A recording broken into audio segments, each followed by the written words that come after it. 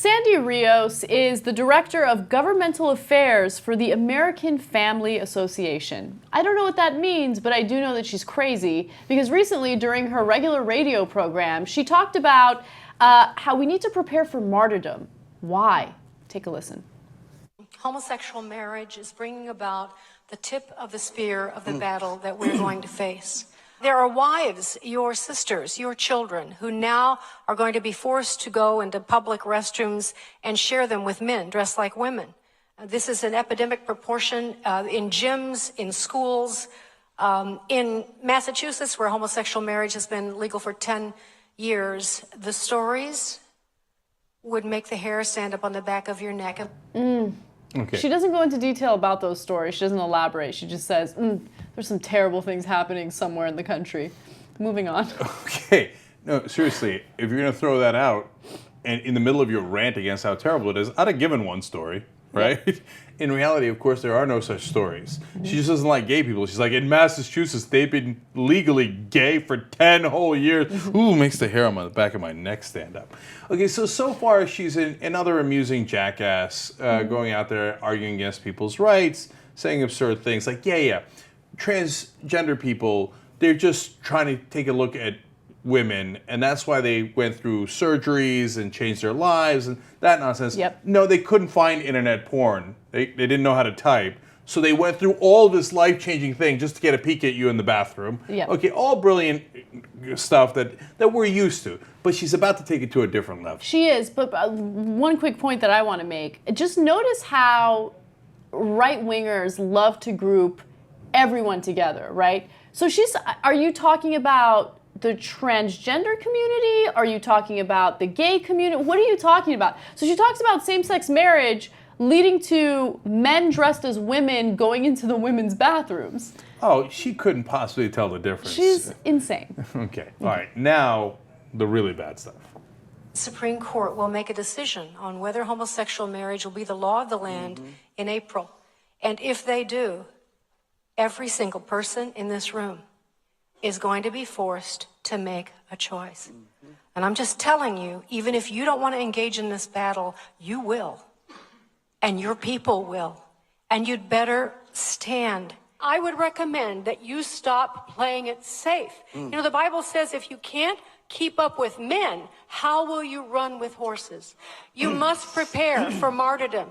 I don't know what it's going to look like, but it's coming.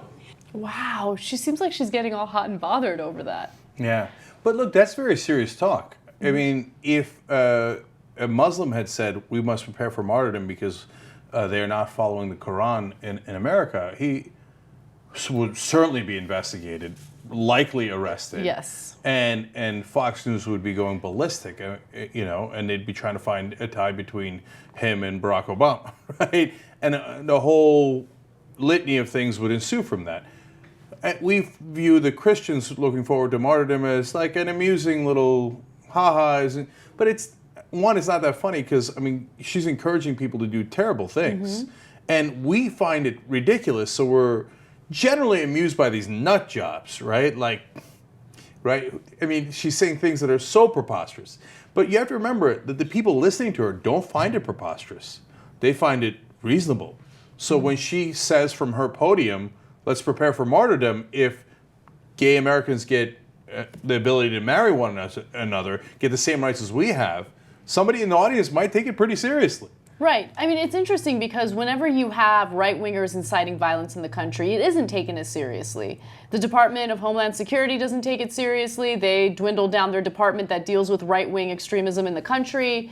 The media doesn't take it seriously. But when you really think about it, you're right. I mean, how many people listen to that and are paranoid about the gay community coming after them? How many people are actually going to do something violent against the gay community? And by the way, violent things have been happening against the gay community and especially against transgendered individuals. So her talk isn't just talk. That kind of stuff is happening right now where people are being murdered because of their sexual orientation or their gender identity.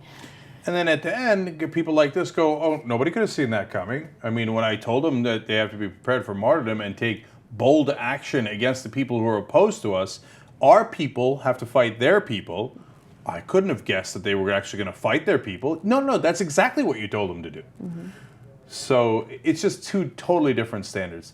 And if you think Christian fundamentalists wouldn't be as violent as Muslim fundamentalists, you must be mental. It depends on the context and the situation that they're in. Christians are generally incredibly powerful in this world at this point. Not every Christian, some dude sitting in his house in Chicago is not incredibly powerful. But in America, Christians, have every single president's been a Christian, kind of. The founding fathers were, a lot of them were deists and stuff. But, and so they find themselves in a position of power, and America has the military, and Europe has the military, etc. If they were the ones that didn't have the military, and they were the ones being oppressed, and they were in the shoes of the Muslim fundamentalists, you think Christian fundamentalists wouldn't look for martyrdom? This is the tip of the iceberg. They would do the same exact thing. If you don't think so, you're enormously biased.